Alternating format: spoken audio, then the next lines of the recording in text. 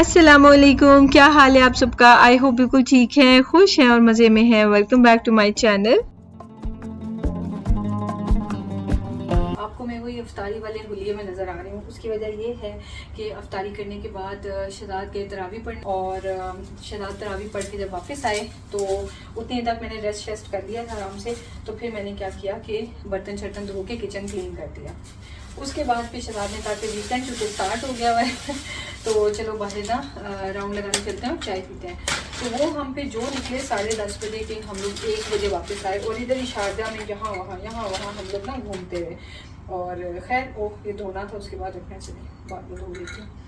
अच्छा, तो वो हम लोग आए और आने के बाद फिर मैंने जो कुरान पाक पढ़ा और बस बैठ के इमरान खान की वो स्पीचेस वगैरह देख रहे थे और उतनी देर में फिर हो गया सहरी का टाइम। तो ये जनाब आज की स्टोरी है। आज मैं बना रही हूँ कैरेट पराठा और ये भी घर पे पड़ी हुई अवेलेबल चीज़ों से बनता है, लेकिन कैरेट से ज़हन में आता है कि पता नहीं कैसा पराठा होगा।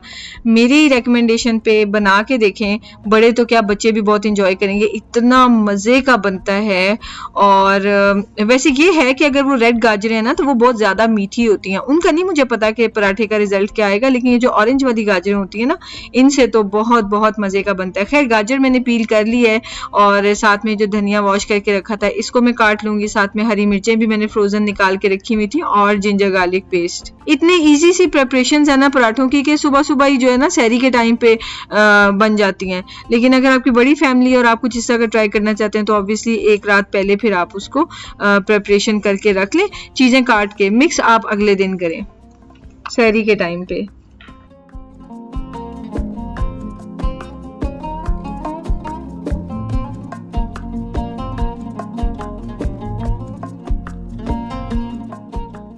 गाजरें जो है ना वो आपने बिल्कुल बारीक बारीक ग्रेट नहीं करनी, जितनी थिक ग्रेट हो सकती है ना उतनी ही मजे के लगेंगे पराठे। और सो आपने थिक वाली ग्रेट करनी है। प्याज मैंने थोड़ी सी 1/4 सी उसके अंदर डाली है और बाकी जो है ना वो मैंने चॉप करके तो फ्रिज में रख दूंगी, बाद में यूज हो जाएगी।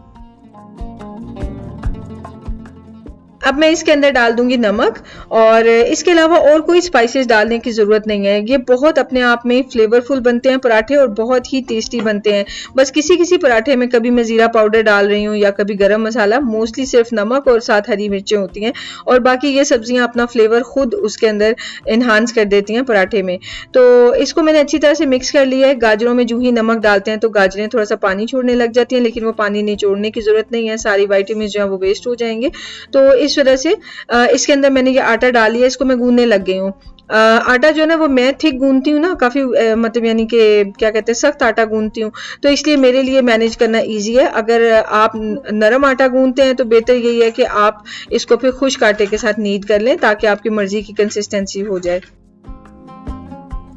बस फटाफट से आटा इसमें मिक्स करने के बाद मैं इसके पेड़े बना दूंगी, इसको पका लूंगी। ये स्टफिंग जो है वो आपने रात में बना के नहीं रखनी है क्योंकि गाजरें फ्रिज में भी जो है ना रहते हुए पानी छोड़ेंगी। सो आपने फ्रेश बना के तो साथ ही आपने इसके पराठे बना लेने हैं। तो मिशारी के लिए मैं सादा पराठा बना रही हूँ क्योंकि मैंने इसमें हरी मिर्चें डाल दी थी।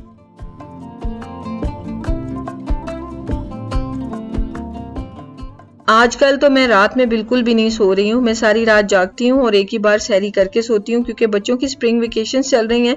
तो मुझे अपनी लाइफ बड़ी आसान लग रही है। जो भी पढ़ाई वगैरह करनी होती है, इबादत करनी होती है, वो भी इजीली हो जाती है और जो भी एडिटिंग वगैरह ना वो भी मैं कर लेती हूँ। खैर सारी एडिटिंग रात में नहीं होती, वो तोड़ फोड़ के होती है दिन भर में, बारी बारी थोड़ी थोड़ी एडिटिंग, लेकिन एटलीस्ट कंप्लीट हो जाता है काम। ये दोनों साइड्स पे अब मैं लगा दूंगी देसी घी। तिहामी के लिए देसी घी वाला बनाऊंगी, अपने शहजाद के लिए ऑयल वाला बनाऊंगी।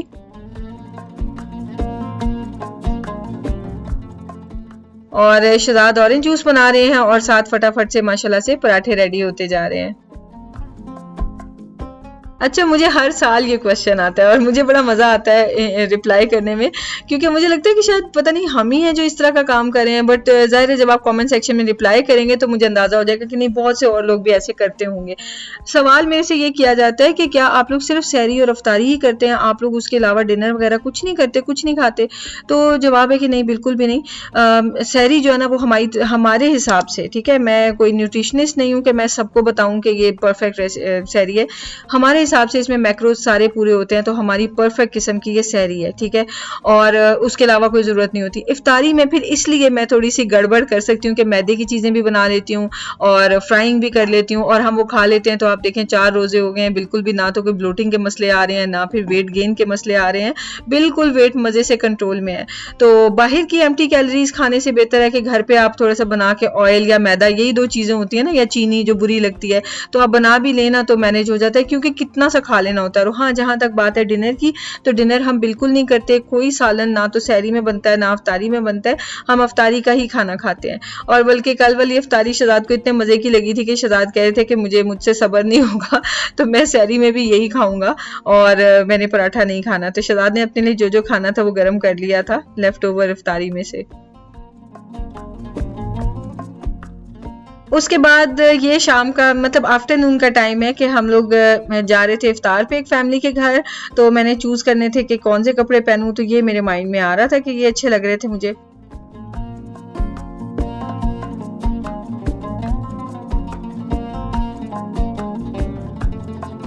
हम लोग पता है कितने बजे उठे थे? जोहर के टाइम पे। फजर के बाद हम सोए और जोहर के टाइम पे उठे हैं। तो उसके बाद थोड़ी वीडियो वगैरह एडिट की, कुरान पाक पढ़ा। आज हम जा रहे हैं इफ्तारी के लिए एक फैमिली के घर। तो यही कपड़े मैंने पहन के जाने हैं, तो मैंने चेंज कर लिया है। और इस वक्त तकरीबन बज रहे हैं 5 और हमने 6 बजे घर से निकल जाना है। तो मैं तकरीबन थोड़ी देर पहले ही ना वजू करूंगी मगरिब के लिए, और उसके बाद फिर मैं थोड़ा सा फेस पे टचअप दे लूँगी। मेरी अम्मी ने हमारे लिए ईद की शॉपिंग भेजी है। थैंक यू अम्मी, I love you so much. और अम्मी ने बहुत प्यारे कपड़े भेजे हैं, और अम्मी ने ये भेज दिए थे ईद से पहले, सॉरी रमज़ान से पहले भेज दिए थे, 2-3 दिन पहले मुझे रिसीव हो गए थे। ईद का मैं आपको लास्ट में दिखाऊंगी, बाकी ये कि समर वाले जो है ना ये मैं आपको पहले दिखा लेती हूँ। तो ये है सारे निशात लिनन से, और ये मीडियम साइज है। और अभी ना साइजेस बहुत बड़े कर दिए, लेकिन अम्मी कही थी कि पहन के ना ये बिल्कुल, अम्मी कहती यहाँ पे सबने लूज पहने होते हैं तो पहन के तुम्हारे ऊपर अच्छे लगेंगे कि ये साथ साथ हो जाते हैं ना, तो बिल्कुल ठीक साइज है ये है। और मेरे पास येलो कलर नहीं है। अच्छा, मजे की बात ये कि अम्मी ने मुझे बताया ही नहीं कि अम्मी भिजवा रही हैं कौन से कलर्स मुझे चाहिए ना, तो अम्मी ने जो, लेकिन ज़ाहिर प्यार से भेजेंगे, जो भी होंगे मुझे पसंद आएंगे। लेकिन मजे की बात यह है कि अम्मी मेरी वीडियोस देखती हैं और अम्मी को आइडिया था कि मेरे पास कौन कौन से कलर शलवार कमीजों में नहीं है, और अम्मी ने वो चूज करके भेजे हैं। तो ये एक तो ये कॉम्बिनेशन है, येलो मुझे चाहिए था समर के लिए और येलो मेरे पास अब आ गया। और इसी तरह का ना इतना प्यारा ऑलरेडी एक ना स्कार्फ हिजाब जो होता है वो मेरे साथ है, तो मैं ऑलरेडी विजुअलाइज कर रही थी कि मैं इसके साथ ये पहनूंगी। और अम्मी को ये भी पता है कि मैं हिजाब्स खुद मैच करती हूँ ना, तो अम्मी ने 3 पीस कोई भी नहीं भेजे। अम्मी कही थी मैंने पर्पसफुली सारे तुम्हें 2 पीस भेजे कि तुम सारे हिजाब खुद मैच करती हो। इतना प्यारा है ये। हायल में आपने देखा था मुझे ऑरेंज कलर की कमीज पहने हुए, उसके बाद नहीं, 2 साल तो हो गए इस बात को। तो ये है, इतनी प्यारी है ये। और ये ना इस पे ये सामने बीड्स वाले बटन्स लगे हुए हैं, जैसे पर्ल वाले बटन्स, और साथ में ये फ्रंट है।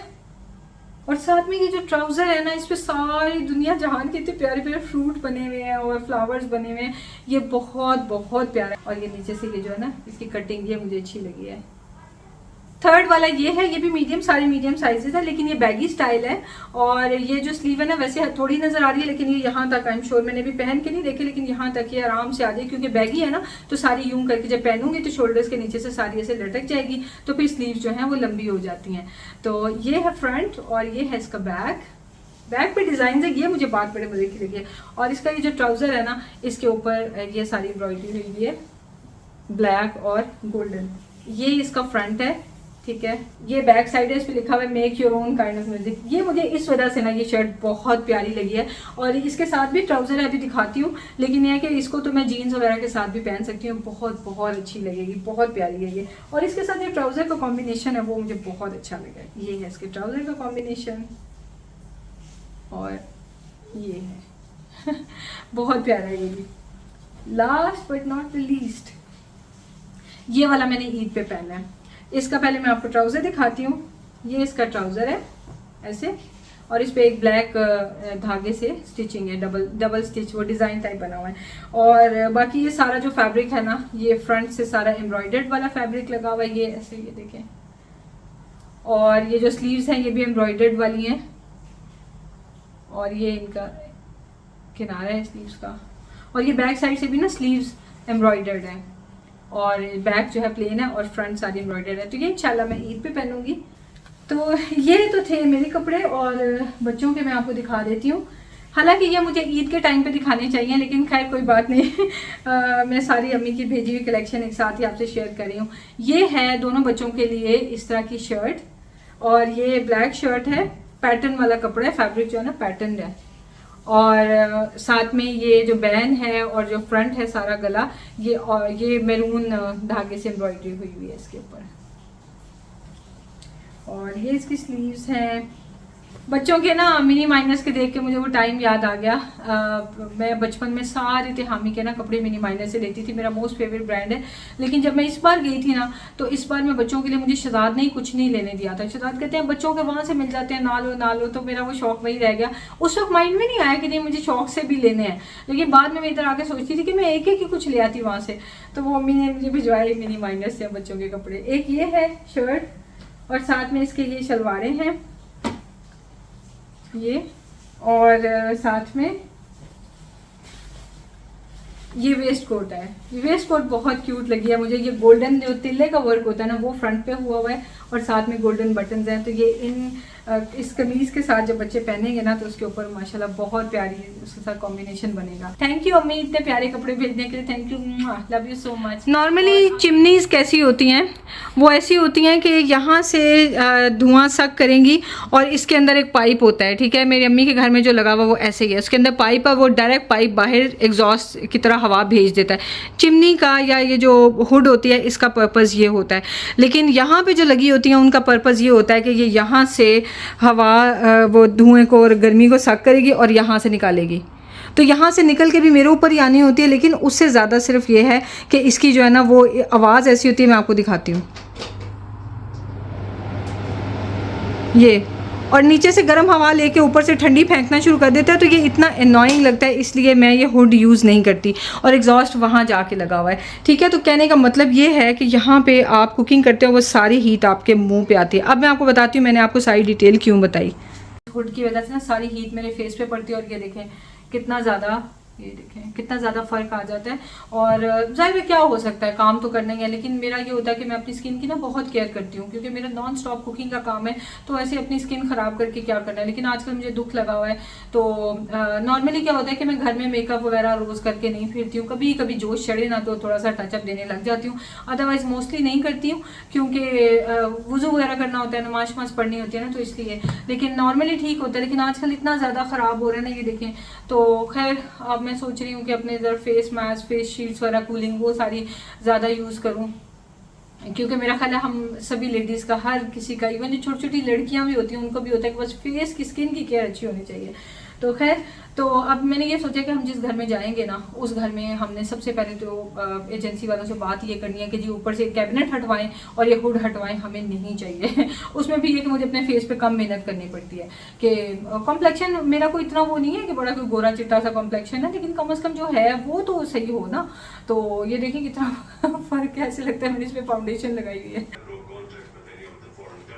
ये जो शहजाद ने मुझे दिया था नेकलेस, ये पहनूंगी। बस जल्दी जल्दी से मैं रेडी हो जाऊंगी, क्योंकि निकलना होता है, पहले ही ज़रा रश होता है बाहर, बल्कि काफ़ी रश होता है। और फिर ये कि जाते हुए कुछ ना कुछ स्वीट भी लेके जानी होती है, तो वो फिर ना क्राउड काफ़ी ज़्यादा इकट्ठा हुआ होता है हर जगह पे। तो बस फटाफट से मैं हो जाऊंगी रेडी। तो मैं हो गई हूँ रेडी।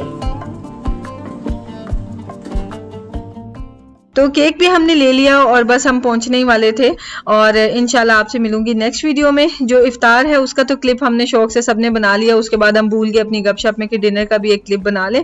तो चलें आप एंजॉय करें, इंशाल्लाह मिलते हैं नेक्स्ट वीडियो में। अल्लाह हाफिज।